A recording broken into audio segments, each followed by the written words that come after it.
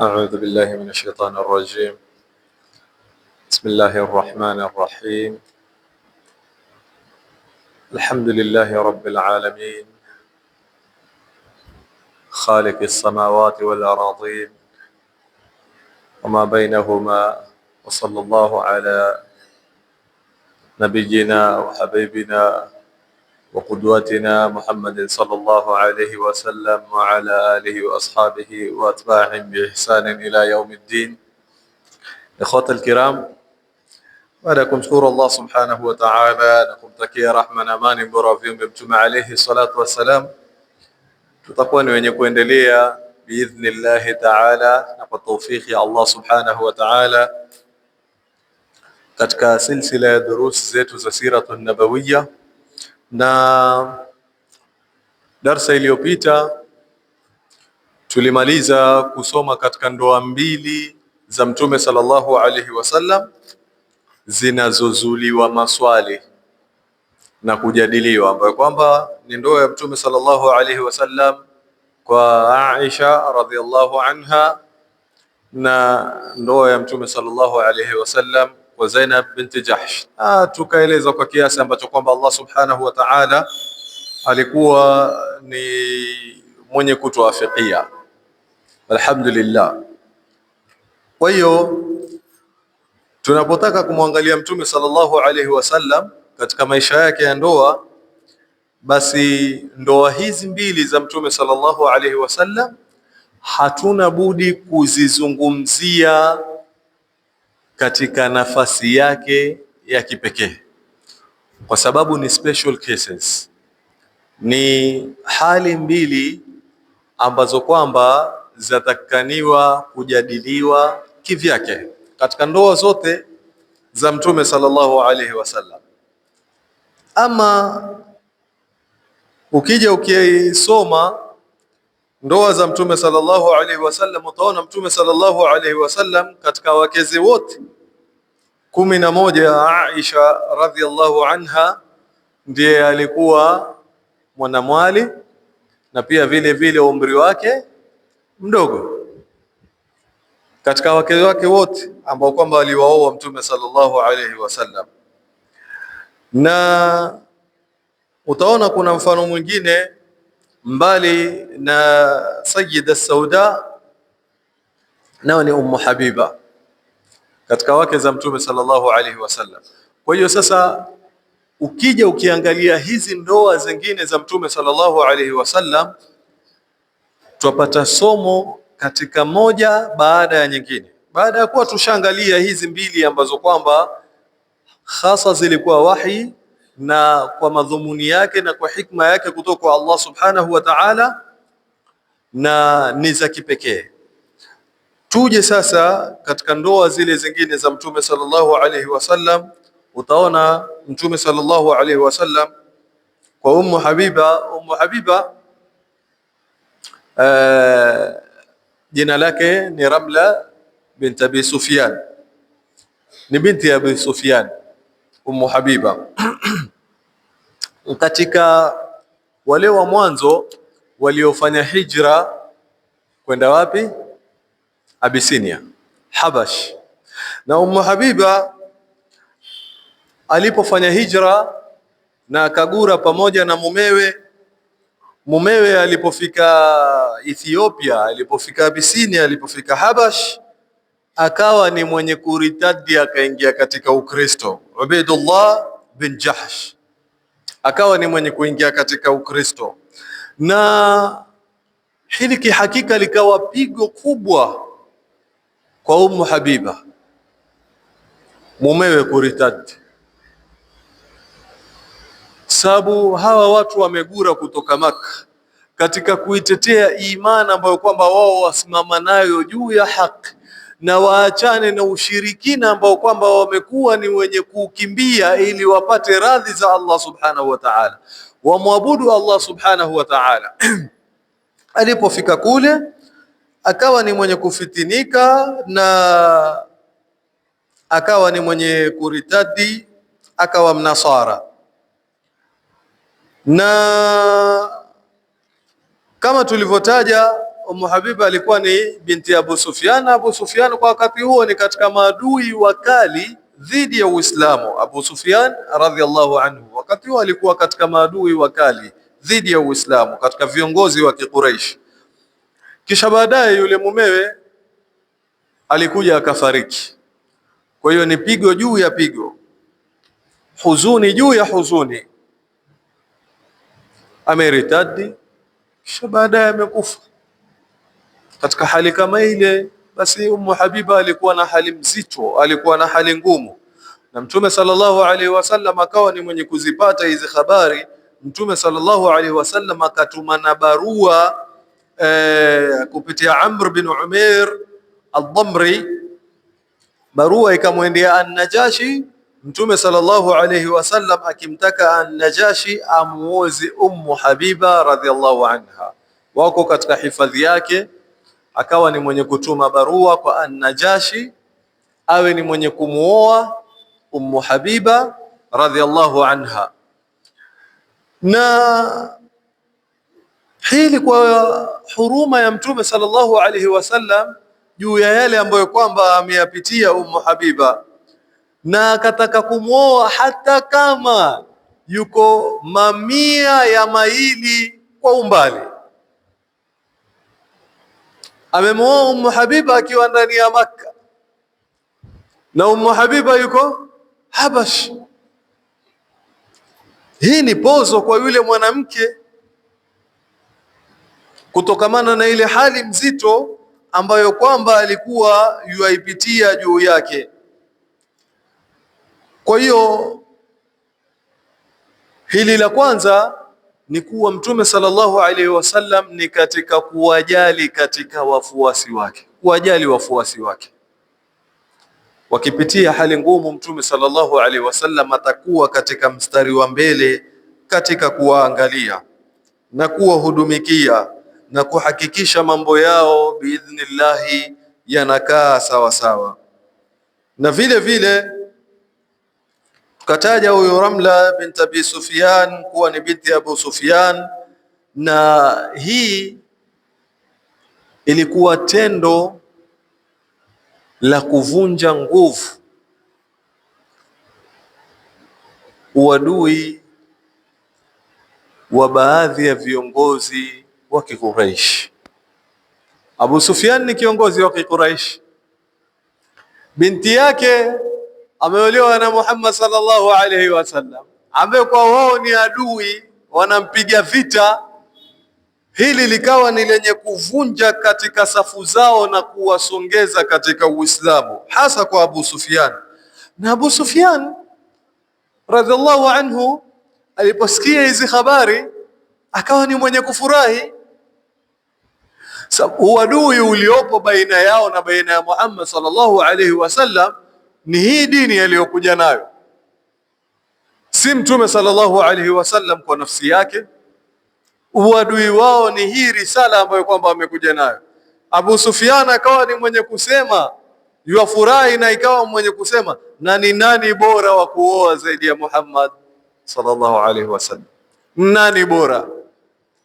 Yani wewe kwako kuja mtu akaoa na mtu mwenyewe ni Muhammad sallallahu alaihi wasallam, hakuna zaidi ya Muhammad sallallahu alaihi wasallam.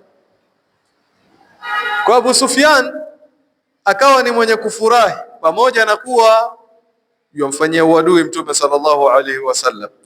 Abu Sufyan alikuwa yajua kizazi cha Mtume sallallahu alaihi wasallam. Mtume sallallahu alaihi wasallam kijana wa Banu ni kijana kutoka familia Banu Hashim, na yajua ya kuwa hii ni familia ambayo kwamba ina heshima, ni familia yenye hadhi, na zaidi kwa wao ni huyu bwana mwenyewe yuatoka kabila tukufu, na huyu bwana mwenyewe ni mtu ambaye kwamba ni mtukufu, anamtambua vizuri sana. Na hili kidogo lilivunja uadui wa Abu Sufyan na kumsogeza polepole karibu na Uislamu. Ndoa nyingine ambayo kwamba ni muhimu kuiangalia ya Mtume sallallahu alaihi wasallam ni Mtume sallallahu alaihi wasallam kumuoa Ummu Salama radhiallahu anha. Na Ummu Salama ni katika waliofanya hijra ya kwenda Habash, kisha baadaye wakarudi na vile vile wakafanya hijra ya kwenda Madina. Na baadaye mumewe ambaye kwamba ni Abu Salama radhiallahu anhu akawa ni mwenye kufariki. Mtume sallallahu alaihi wasallam akamuoa Ummu Salama, na Ummu Salama alikuwa akimpenda sana mume Abu Salama. Kuna watu tofauti tofauti katika ndoa zao. Kuna watu ndoa kwa wao hubakia hadhi ya ndoa, kawa heshima baina ya mume na mke, ambao ni khair, ni mzuri, haina neno. Kuna baadhi ya watu katika ndoa yao ni maadui ndani ya nyumba, wao hawaishi kupigana. Mtu akifanya kheri, wajua mtu unavyomwangalia aweza ataka kufanyia jema, lile jema ukaligeuza likawa baya. Anaposema zuri haulioni lile zuri, anapofanya zuri na anapokosea kidogo waliona kama mlima. Zipo ndoa za namna hii. Alafu kuna ndoa ambazo kwamba ndani yake ni urafiki, yani yule mume na mke wakawa marafiki haswa, na hii ndiyo inayotakikaniwa. Hii ndiyo ndoa ambayo kwamba yatufunza Uislamu ndani yake. Mume kupondokea kwa mke, yani kulemea kwa mke, na mke kulemea kwa mume. Lau atakuwa na zito lake, angalia Mtume sallallahu alaihi wasallam alikuwa na nani katika familia yake wakati mwanzo wahi wamteremkia?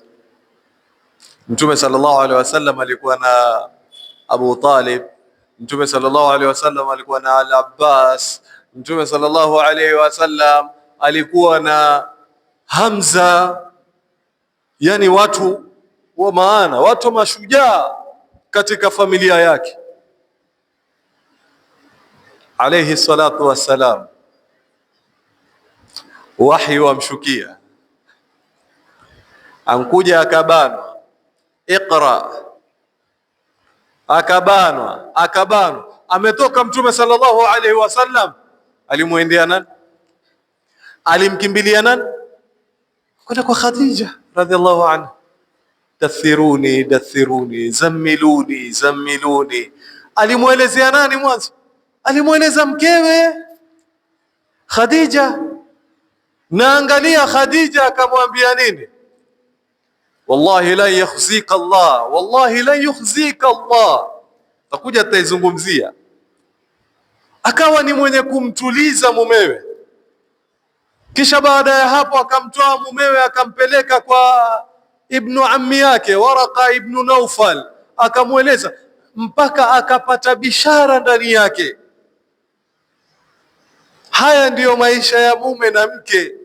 Mpaka ukipatwa na zito lile ambalo kwamba limekutingisha kisawasawa, ile sehemu ambayo kwamba wewe wajua waweza ukaeleza na ukapata pozo lile la mwanzo kwa ule moto ambao kwamba wakuwaka ndani ya nafsi yako, basi ikawa ni mkeo. Kwa hiyo Ummu Salama na Abu Salama juu ya ndoa ilikuwa urafiki, wako karibu, mpaka Ummu Salama baada ya kufariki mumewe akasema, wallahi mimi sitopata bora zaidi ya Abu Salama. Yani kuna yule mwanamke hufiliwa na mumewe, akaona basi ndio mbasi tena, haoni yeye mtu mwingine ambaye kwamba atakuwa sawa na mumewe, haoni yeye mwanamume mwingine ambaye kwamba atamuelewa, atampenda, atamhurumia zaidi ya yule mumewe ambaye kwamba ameishi naye kwa suhba ambayo kwamba ya karibu miaka yote ambayo kwamba wao wameishi. Ummu Salama ikawa ni pigo zito kwake yeye. Na bila shaka ukija ukimuondoa Mtume sallallahu alaihi wasallam, hangeweza kuona nani bora zaidi ya Abu Salama, walakin akawa ni mwenye kumpata ambaye kwamba ni bora zaidi, hakuna bora kuliko yeye, Mtume sallallahu alayhi wasallam. Mtume sallallahu alayhi wasallam akawa ni mwenye kumuoa Ummu Salama, na taona katika hali hii Mtume sallallahu alaihi wasallam katika ndoa zake alikuwa akiwaoa kuwahifadhi na kuwastiri katika wake za baadhi ya sahaba wake ambao kwamba wamefariki, na wengi katika wao au aghalabu wote walikuwa watu wazima, umri mkubwa, hawakuwa wasichana ambao kwamba wadogo, hawakuwa binti ambaye kwamba ameolewa bado ni mchanga, bado ni mdogo, la, bali walikuwa aghalabu wote watu wazima. Yani Mtume sallallahu alaihi wasallam katika hali kama hii alikuwa baba, alikuwa mlezi wa umma. Na utaona wakeze wake wa Mtume sallallahu alaihi wasallam wanaitwa kina nani? Ummahatul mu'minin, mama za waumini. Mtume sallallahu alaihi wasallam alikuwa kiongozi na muangalizi kwa kila mmoja, na ndio kwa mfano huu mazungumzo baina ya Umar bin al-Khattab na Asma bint Umais. Umar bin al-Khattab alikuwa ni mwenye kutamka maneno mbele ya Asma bint Umais na kumwambia kuwa sisi tuna haki zaidi kwa Mtume sallallahu alayhi wasallam kuliko nyinyi, kwa sababu sisi tumetangulia katika hijra. Asma bint Umais alikuwa Habash, kisha baadaye alirudi na yeye pia baadaye akawa mwenye kufanya hijra kwenda Madina. Kwa hiyo akamwambia sabaqnakum bil hijra fa nahnu ahqqu bi rasulillahi sallallahu alayhi wasallam minkum. Asma bint Umais akawa ni mwenye kumwambia Umar bin al-Khattab radhiyallahu anhu, kalla wallah, sio kweli wallahi, na hapa kwa Allah subhanahu wa ta'ala ya kuwa hujasema kweli. Anambia kuntum ma'a rasulullah sallallahu alayhi wasallam, nyinyi mlikuwa pamoja na Mtume sallallahu alayhi wasallam, yut'imu ja'i'akum, yuwalisha wale wenye njaa katika nyinyi, wa yuallimu jahilakum, na yuwaelimisha wale ambao kwamba ni majahil baina yenu nyinyi. Wa kunna fi daril bu'da wal baghdha fillah, na sisi ilikuwa tuishi katika sehemu ambayo kwamba ni ya mbali na ya hali ngumu kwa ajili ya Allah subhanahu wa ta'ala. Na Umar bin al-Khattab radhiyallahu anhu alikuwa ni mwenye kushikilia katika msimamo wake na akakasirika kwa maneno haya ya Asma bint Umais, lakini akawa ni mwenye kurudi nyuma kwa maneno ya Mtume sallallahu alayhi wasallam kuthibitisha maneno ya Asma. Mtume sallallahu alayhi wasallam akawa mwenye kusema laisu haqqu bi minkum, wao hawana haki kwangu mimi juu yenu nyinyi, wala hum hijratun wahida, na wao wana hijra moja, walakum hijratan, na nyinyi mmegura mara mbili, mmegura mkaenda Habash na mmegura kanifata katika mji wa Madina. Kwa hiyo Mtume sallallahu alayhi wasallam alikuwa muangalizi mwenye kujali, na utaliona hili zaidi ukija ukisoma ndoa za Mtume Muhammad sallallahu alayhi wasallam.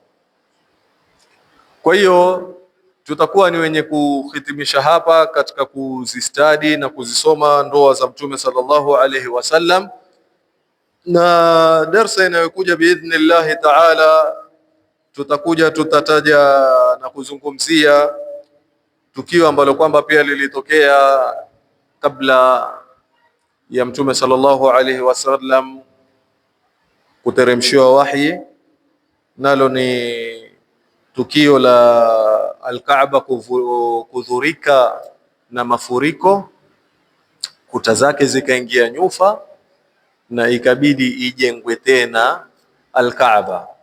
Inshallah tutakuwa mwenye kuzungumzia tukio hilo katika darsa inayokuja biidhnillahi taala. Tutakuwa mwenye kukomea hapa kwa machache. Tuombe Allah subhanahu wa ta'ala tujalie sote min alladhina yastami'una alqawla yattabi'una ahsana.